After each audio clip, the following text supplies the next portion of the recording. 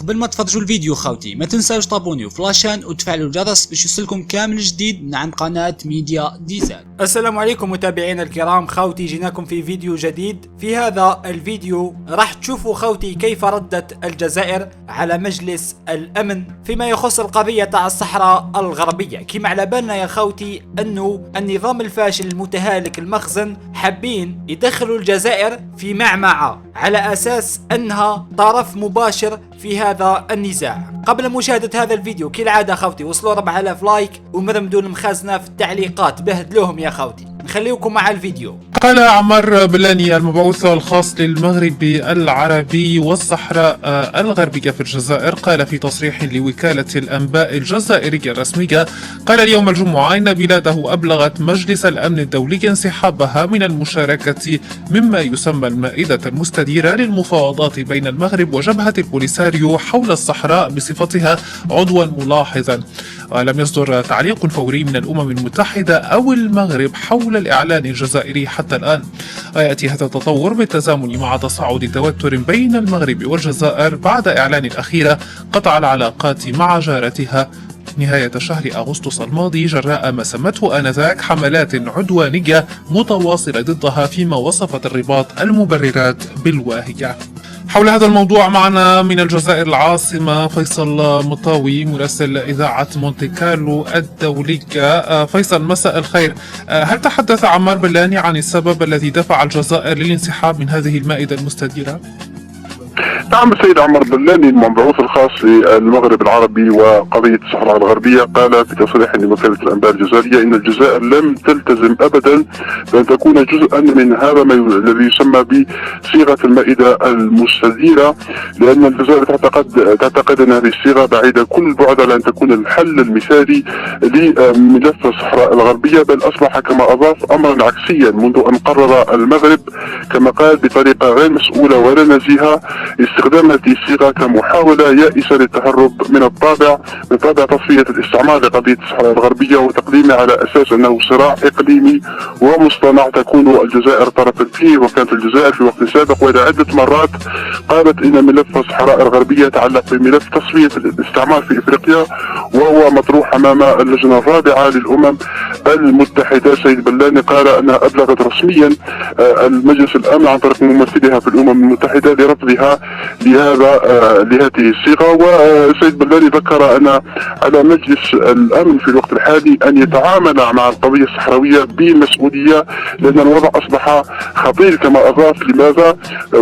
وعلل ذلك سيد بلاني بقول أن المغرب احتلت بصفة غير شرعية للمنطقة العازلة بالكركرات وانتهكت كما قال وقف إطلاق النار للساري المفعول منذ عدة سنوات، وبالتالي فأصبح الوضع الإقليمي خطيرا من الناحية الأمنية كما قال سيد بلاني.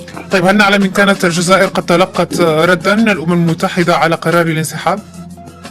ولحد اللحظة لا يوجد رد فعل من الأمم المتحدة، ولكن تبقى الجزائر متشبثة كما قال سيد بلاني بالحل الذي يمر عبر يعني الاستفتاء في الصحراء الغربية كما هو وارد في عدة اتفاقات متعلقة بالأمم المتحدة، وقد تأتي تفاصيل لاحقا من قبل السيد رمضان عمامرة وزير الخارجية حول هذا الملف.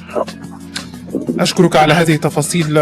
فيصل مطاوي مراسل إذاعة مونتي كارلو الدولية. صحراوي وهذا الخبر هذا كان على بالنا به، يعني شفنا التصريحات من السي بلاني يتكلم عليها من الجزائر، يعني تأكد للأمم المتحدة أنها لن تشارك في الصيغة هذه تاع الموائد المستديرة الغير مجدية حول الصحراء الغربية، لأن كي شفنا المسودة هذه تاع اللائحة هذه تاع تمديد الميروسو كان يعني بعض القرارات تتكلم على هذه المائدة المستديرة، وشفنا يعني الحوارات زعما تاع منحاصت ما كانتش مجدية، يعني كانت مضيعة وقت. كان يستعملها المخزن لإقحام الجزائر كطرف ويدير مغالطات نتاعو، وبالتالي الجزائر يعني كونها ما عندها لا نقة ولا جمل في هذا النزاع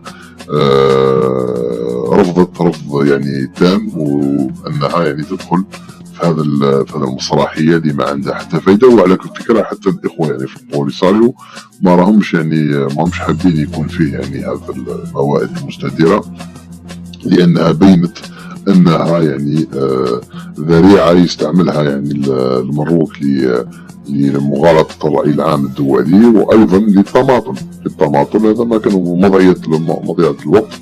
يعني هذو الناس يعني الناس اللي زادت في 75 بكره عندها يعني 46 سنه، الناس راهي يعني شرفت. كاين ناس مساكن يعني بالك توفات وما شافتش الصحراء يعني مستقله، وبالتالي ما الشعب الصحراوي ما عندوش الوقت لهذه المتاهات وهذا التمسخير هذا.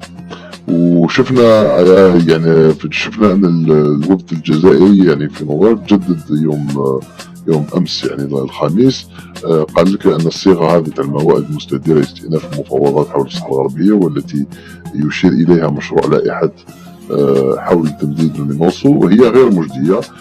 في رساله الى رئيس مجلس الامن مارتن كيماني، والتي تلقى رئيس منظمه الامم المتحده نسخه منها، ردت البعثه الجزائريه بشده على صيغه المفاوضات المصنفه بالموائد المستديره المقترحه في المشروع. وكتبت البعثة في هذه الرسالة أنه بناء على تعليمات من حكومتنا أكتب لكم لتأكيد موقف بلدي مجددا بخصوص ما يشار إليه في مشروع اللائحة حول تجديد عهدة بعثة الأمم المتحدة لتنظيم الاستفتاء في الصحراء الغربية مينورسو من خلال ما يسمى بالموائد المستديرة. ويوضح الوفد الجزائري أن الجزائر لم تعتبر يوما أن هذه الموائد المستديرة صيغة نهائية لتسيير العملية السياسية في الصحراء الغربية، بل بالأحرى كمرحلة انتقالية للمفاوضات بين المروكية وجبهة البوليساريو.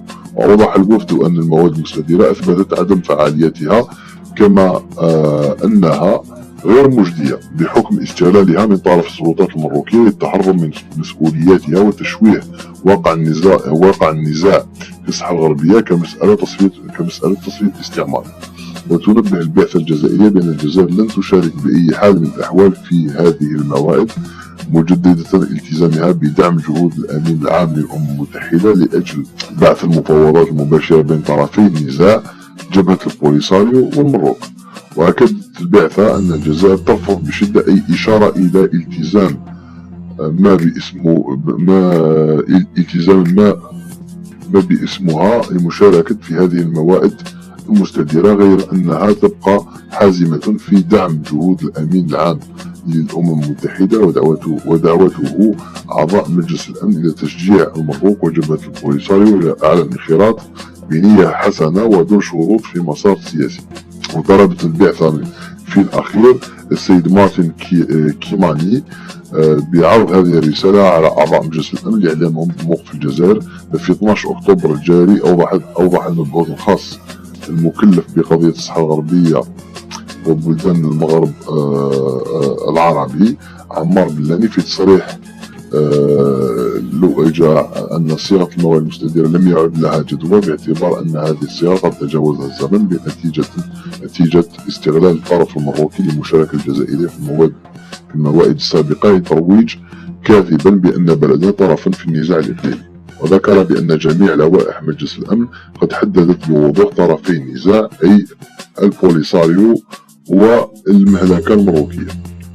فالجزائر مثل موريتانيا لديها صفة بلد جار ومراقب في مسار تسوية النزاع، وهي الصفة المعترف بها من طرف الأمم المتحدة. يعني هذه نحيي الموقف تاع الدبلوماسية الجزائرية في هذه المسألة، لأن حقيقة يعني المروك استعمل هذه الحوارات تاع مناصب خاصة باش يروج يعني ويروج أكاذيب لبعض الأطراف أمنتها. وشفنا يعني تصريحات تاع السعودية ما عندهاش بزاف درنا عليها لايف البارح، ونشكركم على كل حال، نسيت نشكركم على التفاعل الرهيب نتاعكم في اللايف يعني تاع البارح اللي كان فريمون فري سوكسي. فوالا دوك هذه هي دوك المروك اليوم راهو في أزمة. يلاغري يعني لا ديرنيير كارتوش نتاعو بالمغالطات مع الجزائر، دوك يلقى روحو راس مع الصحراء الغربية. يكون عنده دو شوا، يا يتفاوض يا ياخذ الدق، يكمل ياخذ الدق يعني باسكو الحرب راهي قائمة يعني في الصحراء الغربية، وما يقدرش يعني ما عندوش هذوك الموارد يعني الماليه والموارد البشريه اللي تخليه يعني يغيزيست، يعني يكون عنده لا ريزيليونس سوفيزونت باش يواجه هذا النزاع المسلح. وفي الأخير ما تنساوش ديروا لنا جيم وتشاركونا رايكم في التعليقات. سلام.